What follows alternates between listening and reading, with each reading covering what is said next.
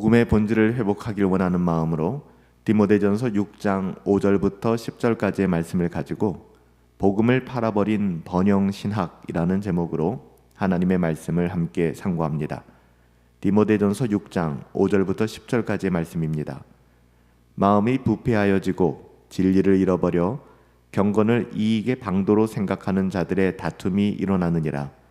그러나 자족하는 마음이 있으면 경건은 큰 이익이 되느니라.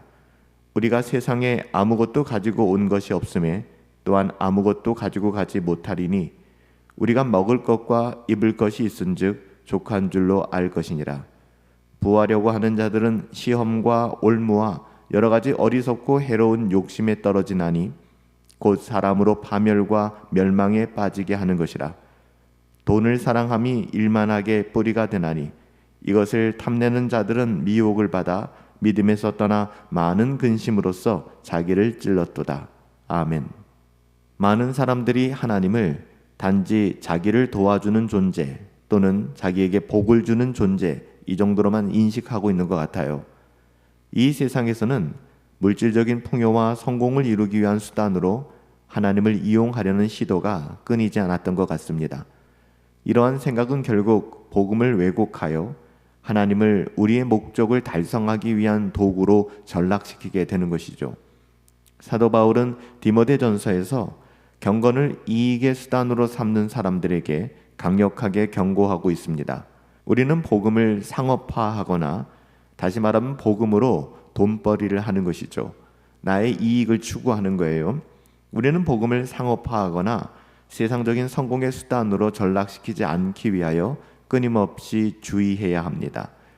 디모데전서 6장 5절은 번영신앙의 핵심을 잘 지적해내고 있습니다. 바울은 경건을 이익의 수단으로 생각하는 자들을 언급하면서 번영신학이 어떻게 하나님을 이용하려는 왜곡된 신앙을 가지고 있는가를 보여주고 있죠. 번영신학은 육체의 건강을 도모하는 것, 세상적인 부를 확보하는 것, 어떻게 하면 돈의 흐름을 잡을 수 있을까? 이 세상에서 부자 될 수 있을까? 더불어 세상의 성공을 추구하는 것을 복음의 핵심처럼 가르치고 자기 부인, 고난, 이런 것, 희생 다 무시하는 경향이 있습니다. 그러나 예수님은 어떠세요?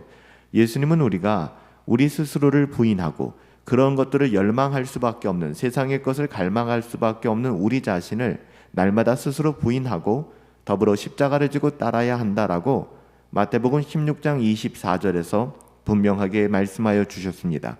이것이 바로 제자도죠. 제자들은 그렇게 살아가야 한다는 것입니다. 물질적인 복이 복음의 핵심이 아님에도 불구하고 번영신학에 서 있는 사람들은 이것만을 강조하여 본질을 흐려놓습니다. 바울은 돈을 사랑하는 것이 일만 악의 뿌리가 된다. 모든 악은 여기서부터 시작된다라고 경고하고 있습니다. 우리는 썩지 않은 하늘 상급을 바라보며 살아가는 사람들인데 이 땅을 나그네로 살아가고 하나님의 백성으로서 하나님 나라의 백성으로서 살아가야 하는데 눈이 멀어 돈을 사랑함으로 모든 수많은 악을 저지르게 된다라고 경고하고 있는 것입니다.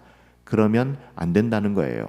경건을 성공이나 물질적인 이익을 위한 수단으로 사용하는 사람들은 참된 경건을 부정하게 됩니다. 그들은 하나님을 이용하고요, 종교를 마치 장사처럼 여기게 되는 것이죠. 그래서 소비자를 만족시키려고 하는 것이고 어떻게 하든지 돈의 흐름에 따라 돈이 많이 모이는 것에 따라서 교회도 운영하려고 하고 우리의 신앙도 우리의 생활도 우리의 직업도 이용하려고 하는 것입니다. 여러분, 이러한 태도는 합당하지 않습니다. 이 세상을 살아가면서 돈은 굉장히 중요한 것이고 필요한 것입니다. 하지만 우리가 돈을 섬기게 될 때 우리는 맘모니즘에 빠지게 되는 거예요. 이러한 태도는 예수님께서 성전을 정화하시며 내 집은 기도하는 집이라 불릴 것이다 라고 말씀하신 것과도 맞닿아 있지 않습니까? 복음은 결코 세상의 이익을 얻기 위한 도구가 되어서는 안 됩니다. 복음은 우리의 영혼을 구하고 하나님과의 관계를 깊게 하는 진리입니다. 바울은 참된 경건을 자족하는 삶이라고 이야기해요. 여러분, 우리가 얼마큼을 가졌든 어디에 있든 중요한 것은 선하신 하나님을 신뢰함으로 자족하는 삶을 살아가는 것입니다. 하나님을 경외하며 자족하는 것이 진짜 부유한 거예요. 누가 진짜 부자일까요? 우리의 자산이 얼만큼 되느냐, 그게 아니라 하나님을 경외하며 자족하는 것. 여러분, 이것이 진정한 부유함이며 세상의 물질적인 풍요가 아니라 영적인 만족을 추구하는 삶이 참된 경건의 모습입니다. 우리가 세상에 가져온 것도 가져갈 것도 없다라는 인식이 필요합니다. 이 세상의 것들은 잠시일 뿐 우리가 소망하는 것은 하늘에 있는 영원한 것들이어야 합니다.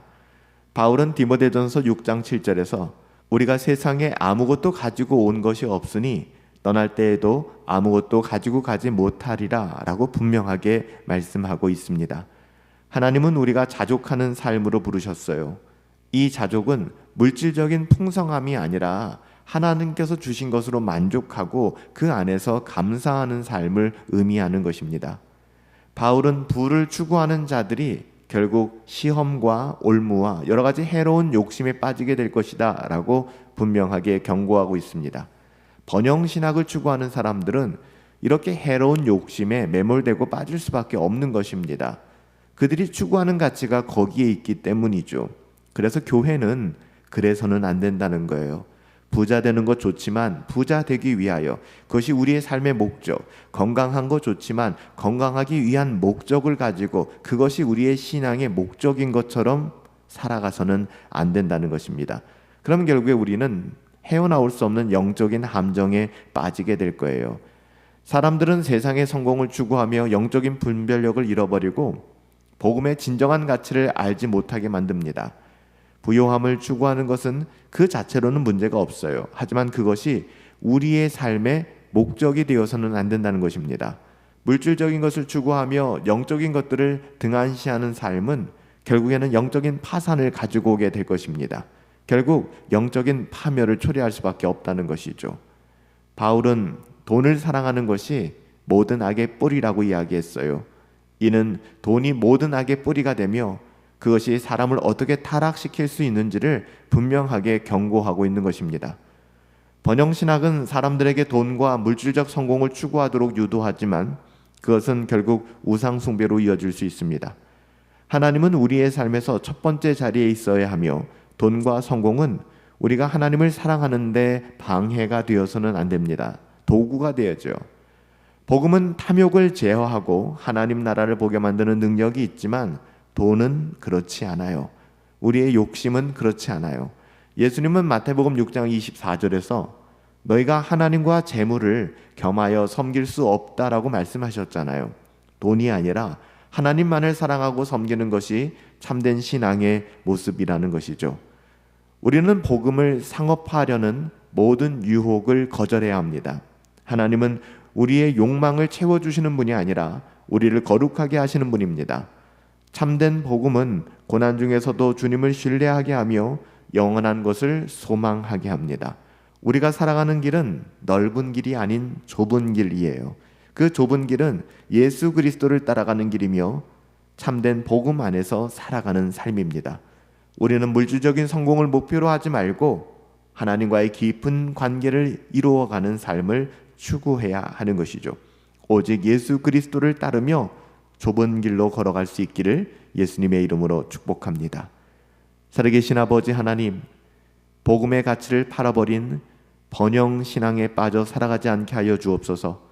하나님이 우리 인생을 책임져 주실 것인데 우리는 불안해하여 우리의 어떠함으로 부를 추구하고 우리의 건강을 도모하며 그것이 우리의 삶의 우상과 목적이 될 때가 너무 많습니다.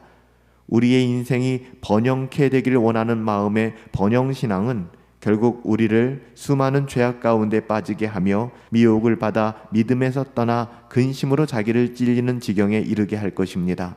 하나님, 은혜의 복음을 분별하게 하여 주시옵시고 복음의 진리를 회복할 수 있도록 우리들에게 오늘도 은혜를 더하여 주옵소서.